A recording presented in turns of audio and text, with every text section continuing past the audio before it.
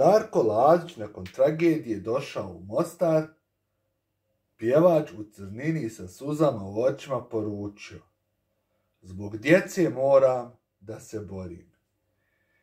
Pjevač Darko Lazić je nedavno imao tragediju i on se još uvijek nije oporavio od smrti oca Milana.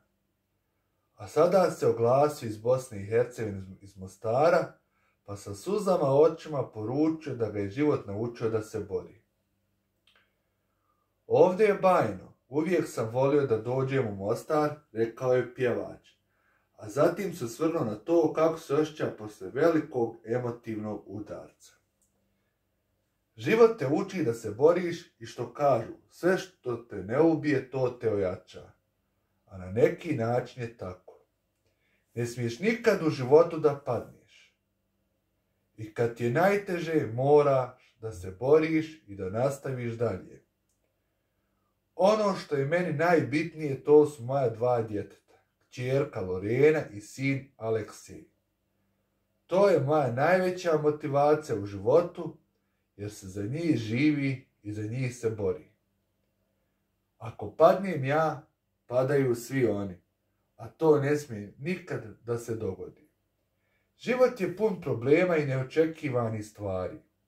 Danas te ima, sutra te nema. Nema predaje, borba kroz život mora da bude. Imam prejake pjesme u najavi, jedan je duet sa mojom kumom Andrejom Čekić, a drugi sa Anom Ćušićem iz Mostara. I zaista mi je velika čast, kaže Darko.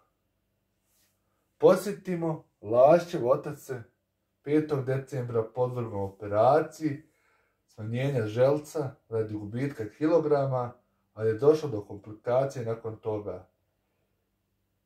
Tad je otac pao u komu iz koje se nije probudio, te 13. decembra preminuo.